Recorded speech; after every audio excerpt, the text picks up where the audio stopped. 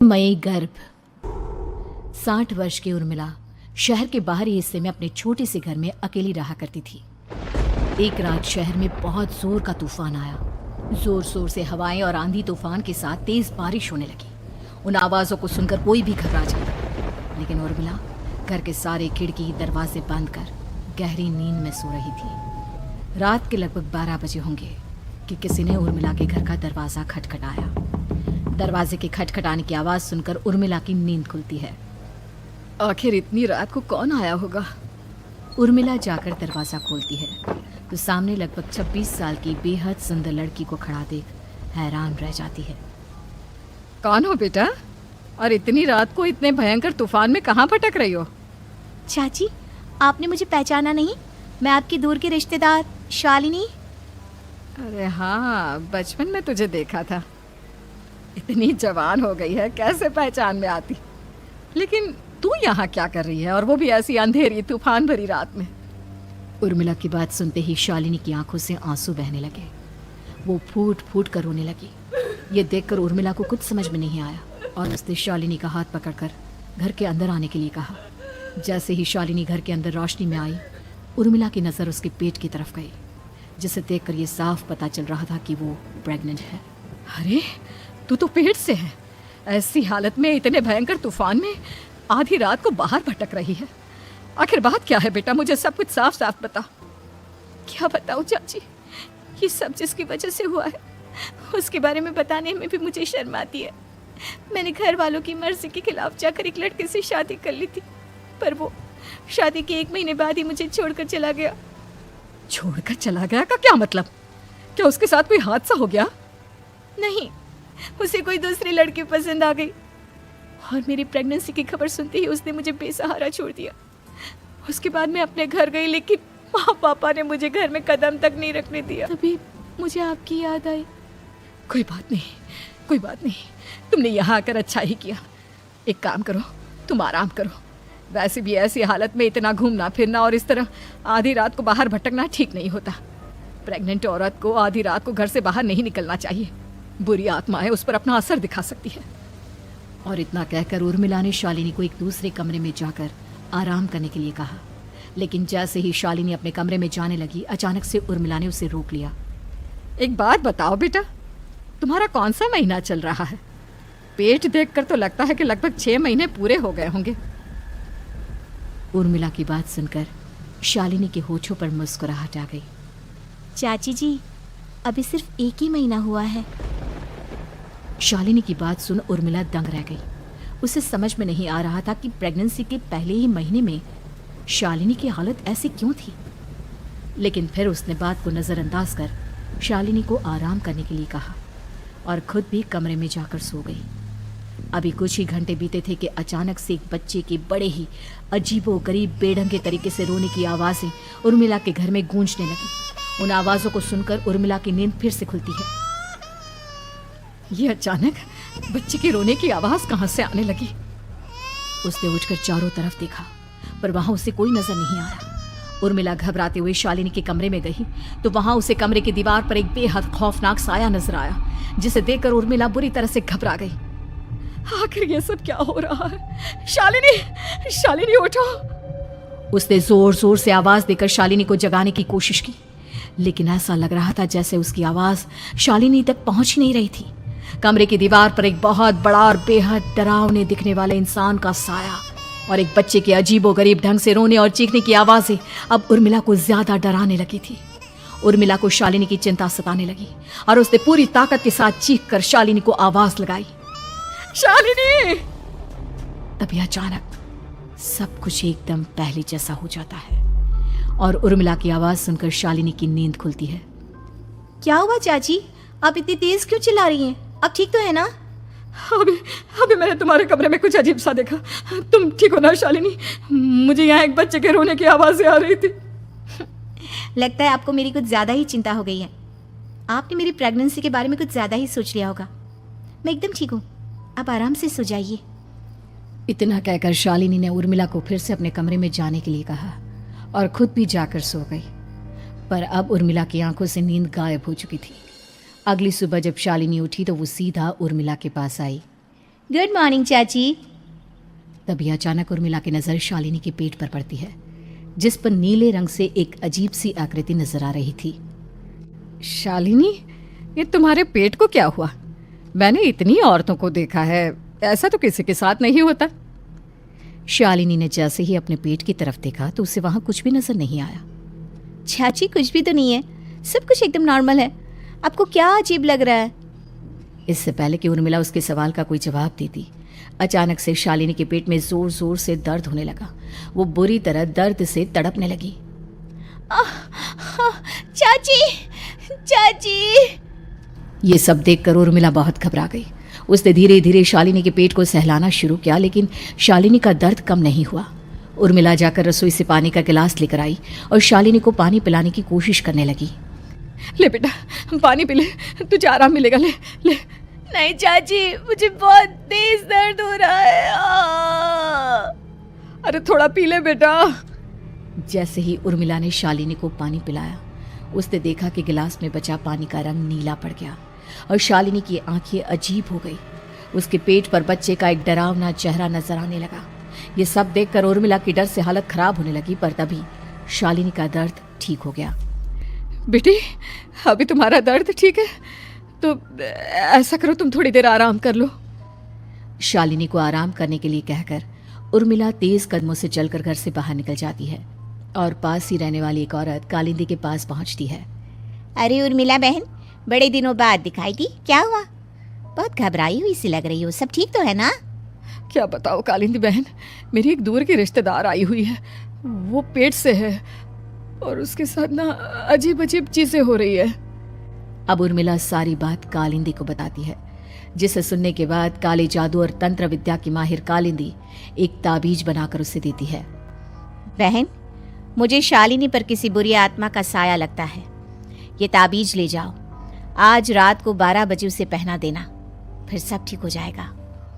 उर्मिला ताबीज लेकर घर वापस आती है और अब आधी रात के होने का इंतजार करने लगती है। जैसे ही आधी रात होती है, वो नींद में सोई शालिनी को ताबीज पहना शांति से अपने कमरे में आकर अपने पलंग पर लेट जाती है। अब सब ठीक हो जाएगा। ये सोचकर उर्मिला शांति की एक सांस ही लेती है कि तभी अचानक उसकी आंखों के सामने कुछ ऐसा आता है जिसे देखकर उर्मिला डर से चीखने लगती है। तुम कौन हो? कौन हो तुम? जाओ यहाँ से, जाओ जाओ यहाँ से। तभी उर्मिला की एक जोरदार दर्द भरी डरावनी चीख वहां पर गूंज गई। उर्मिला की आंखों के सामने एक बच्चा खड़ा हुआ था, जिसका पूरा शरीर किसी बूढ़े की तरह नजर आता था, लेकिन मुंह किसी नवजात बच्चे की तरह था। उसकी आंखें गुस्से से लाल थी और वो घूर घूर कर उर्मिला की तरफ देखा जा रहा था। कौन हो तुम? कौन हो? उर्मिला के चीखते ही वो बच्चा जोर जोर से रोने लगा। घबराकर उर्मिला ने अपने हाथों को अपने कानों पर रख लिया। उसकी समझ में नहीं आ रहा है कि आखिर ये सब उसके साथ क्या हो रहा है। कौन हो तुम? कौन हो? क्या चाहते हो मुझसे? जाओ जाओ यहाँ से। आखिर तुम हो कौन? तभी अचानक से उर्मिला के पूरे घर में लाल रंग की रोशनी फैल गई। वो बच्चा धीरे धीरे कदमों से चलता हुआ उर्मिला की तरफ बढ़ने लगा। किसी नवजात पैदा हुए बच्चे के जैसे उसके रोने की आवाज अब उर्मिला के कानों में गूंज रही थी। लेकिन कुछ ही सेकंड में वो चुप हो गया और उसने बेहद खतरनाक आवाज में उर्मिला के सवाल का जवाब दिया। मैं वो हूँ जो अब तक पैदा नहीं हुआ, लेकिन जब मैं पैदा हो जाऊंगा तो वो होगा जो अब तक कभी नहीं हुआ। ये क्या कहना चाहते हो तुम? ऐसा क्या हुआ जो अब तक नहीं हुआ? तबाही होगी, तबाही। सब कुछ खत्म हो जाएगा और ये जो लड़की मुझे जन्म देने वाली है, मैं उसका खून पी जाऊंगा, सारा खून। उस बच्चे की बात सुनते ही उर्मिला बुरी तरह घबरा गई। उसका एक बुजुर्ग आदमी जैसा शरीर, एक नवजात बच्चे जैसा चेहरा, ये दोनों ही बातें उर्मिला की समझ से बाहर थी। तभी वो बच्चा अचानक गायब हो गया। घर का माहौल फिर से पहले जैसा हो गया। लाल रंग की रोशनी भी अब गायब हो चुकी थी। उर्मिला दौड़कर शालिनी के कमरे में पहुंची, जहां वो गहरी नींद में सोई हुई थी, पर उसके गले का ताबीज गायब हो चुका था। उठो उठो शालिनी, उठो बेटा, मुझे तुमसे जरूरी बात करनी है। अरे चाची, क्या हुआ? इतनी रात को आप परेशान क्यों कर रही हैं? सब ठीक है ना? अभी जब तुम सो रही थी ना तो मैंने तुम्हारे गले में एक ताबीज पहनाया था। कहाँ गया बेटा, बताओ मुझे। शालिनी ने चारों तरफ अपनी नजरें घुमाकर देखा, लेकिन वहां पर कोई ताबीज नहीं था। वह हैरानी से उर्मिला के चेहरे की तरफ देखने लगी। उसे समझ में नहीं आ रहा था कि आखिर उर्मिला किस ताबीज के बारे में बात कर रही थी। नहीं चाची, यहाँ कोई ताबीज नहीं है। लगता है आपने कोई बुरा सपना देखा है। मैंने कोई बुरा सपना नहीं देखा। खैर छोड़ो, तुम अब सो जाओ, फिर सुबह बात करते हैं। डर और घबराहट की वजह से उर्मिला की आंखों से नींद तो जैसे बिल्कुल गायब हो गई थी। अगली सुबह उर्मिला बिना कोई देर किए गांव के बाहर एक छोटी सी झोपड़ी में रहने वाले बूढ़े पंडित के पास पहुंची। पंडित जी, मेरी मदद कीजिए। अरे आओ आओ उर्मिला, क्या हुआ? सब ठीक तो है ना? क्या बताओ पंडित जी, बहुत बड़ी मुसीबत है। मेरी दूर की एक रिश्तेदार लड़की पेट से है और उसके साथ बहुत डरावनी चीज़ें हो रही है। कल रात को तो एक अजीब सा दिखने वाला बच्चा मेरी आंखों के सामने आकर खड़ा हो गया था। ये तुम क्या कह रही हो? मुझे साफ साफ बताओ कि आखिर तुमने क्या देखा? उर्मिला ने अपने साथ हुई बीती रात की पूरी घटना पंडित जी को बताई, जिसे सुन पंडित जी के माथे पर चिंता की लकीरें उभर आई। अनर्थ होने वाला है, अनर्थ। बरसों पहले भी उस हैवान ने एक लड़की के पेट से जन्म लिया था और उसके बाद उस शहर को पूरी तरह से तबाह कर दिया। कैसी विपदा पंडित जी, कैसी बात कर रहे हैं आप? बताइए मुझे, और इसका उपाय क्या है? इसका उपाय तो है, लेकिन बहुत कठिन है। हो सकता है कि उस उपाय को करने के दौरान तुम्हारी जान भी चली जाए। मुझे मेरी जान की कोई परवाह नहीं, पर आप जिस तबाही के बारे में बात कर रहे हैं, बस वो नहीं होनी चाहिए। लाखों लोगों की जान बचाने के लिए मैं कुछ भी करूंगी। तो ठीक है, मेरी बात ध्यान से सुनो। बरसों पहले एक भयानक तांत्रिक ने अपनी तंत्र क्रिया के जरिए एक मासूम लड़की के साथ रिश्ता बनाकर उसके पेट से जन्म लिया था। इस तरह से वो अपने जैसे लोगों की संख्या इस दुनिया में बढ़ाना चाहता था। आपके कहने का मतलब है कि शालिनी के पेट से भी उस शैतान को जन्म लेना है, इसलिए उसने उसके साथ ये सब किया है। ठीक पहचाना तुमने। अब मैं तुम्हें एक ऐसा सिंदूर दूंगा जिसे तुम्हें ले जाकर उस लड़की के पेट पर लगाना होगा। क्या ऐसा करने से सब कुछ ठीक हो जाएगा? नहीं उर्मिला, ये सब इतना आसान नहीं। उस लड़की के पेट पर सिंदूर लगाने के बाद तुम्हें उसका पेट काटकर उस हैवान को बाहर निकालना होगा। नहीं पंडित जी, मैं ये सब नहीं कर सकती। मैं भला एक जिंदा लड़की के पेट को अपने हाथों से कैसे काट सकती हूँ? अगर तुमने ऐसा नहीं किया तो कुछ ही दिनों में वो हैवान उस लड़की के शरीर से जन्म लेगा और उसके शरीर के सारे खून को पीकर अपनी ताकत को बढ़ाएगा। उसके बाद वो धीरे धीरे इस पूरे शहर को तबाह कर देगा। यहाँ पर कोई जिंदा नहीं बचेगा। लेकिन अगर मैं उसके पेट को काट दूंगी तो क्या वो जिंदा बच पाएगी? अगर शालिनी को कुछ हो गया तो, अगर उसकी मृत्यु हो गई तो? ऐसा कुछ नहीं होगा उर्मिला, तुम्हें अपने मन को पक्का करके ये काम करना ही होगा। सिंदूर लेने के बाद उर्मिला झोपड़ी से बाहर निकलने ही वाली थी कि तभी पंडित जी ने उसे पीछे से आवाज देकर रोका। उर्मिला, उस लड़की का पेट काटकर हैवान को बाहर निकालना ही काफी नहीं होगा। तुम्हें ध्यान रखना होगा कि ये सब करते हुए उस बच्चे का जो आधा बूढ़े का शरीर है उस पर सिंदूर की एक बूंद भी ना लगने पाए, क्योंकि अगर ऐसा हुआ तो वो तुम्हें और बाकी सबको कच्चा खा जाएगा। पंडित जी की बात सुन उर्मिला की आंखें फटी रह गई और उसके शरीर में डर की लहर दौड़ गई। फिर भी उसने हिम्मत की। ठीक है पंडित जी, मैं पूरी कोशिश करूंगी कि मैं उस हैवान को वहीं के वहीं खत्म कर पाऊं। इसके बाद उर्मिला तेज कदमों के साथ घर वापस आती है। दिन बीतता है, रात का अंधेरा छाने लगता है। शालिनी खाना खाकर सोने चली जाती है और उर्मिला लगातार उसके गहरी नींद में सो जाने का इंतजार करने लगती है, जिसके बाद उर्मिला दबे कदमों से शालिनी के कमरे में पहुंच गई। मुझे ये करना ही होगा। अब उर्मिला ने धीरे धीरे शालिनी के पेट पर पंडित जी का दिया सिंदूर लगाना शुरू किया। उर्मिला के हाथ बुरी तरह से कांप रहे थे। उसके एक हाथ में चाकू था जिससे वो पेट काटने वाली थी। उर्मिला ने एक नज़र शालिनी के चेहरे की तरफ देखा और फिर डरते हुए उसके पेट पर चाकू चलाना शुरू किया। कमाल है, मैं इसका पेट काट रही हूँ और ये आराम से सो रही है। इसे दर्द नहीं हो रहा क्या? तभी अचानक उर्मिला के कानों में बच्चे की रोने की आवाज़ सुनाई देने लगी। उसने घबराकर चारों तरफ देखा पर वहां पर कोई नहीं था, बस रोने की आवाज़ लगातार आ रही थी। उर्मिला बिना रुके लगातार शालिनी के पेट को काटती रही। उसे इस बात का भी ध्यान रखना था कि सिंदूर बच्चे के बूढ़े आदमी वाली शरीर के हिस्से पर ना लगे। कुछ ही देर में वो हैवानी बच्चा उर्मिला के हाथों में था। उसने बड़ी ही सावधानी से उस बच्चे को बाहर निकाला और पंडित जी के कहे अनुसार उसे घर से दूर जलाने के लिए ले गए। पर तभी उसके सामने वही बूढ़े शरीर और बच्चे के चेहरे वाला बच्चा आ गया। अपनी गोद में और सामने भी बच्चे को देखकर उर्मिला हैरान रह गई।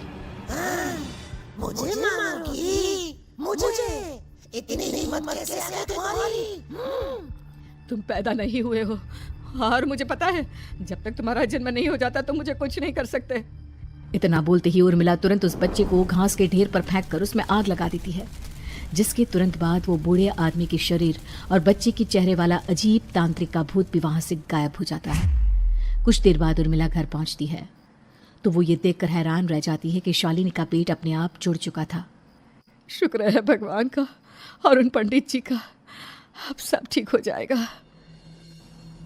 सुबह शालिनी सोकर उठती है तो अपना पेट देख पूरी तरह घबरा जाती है।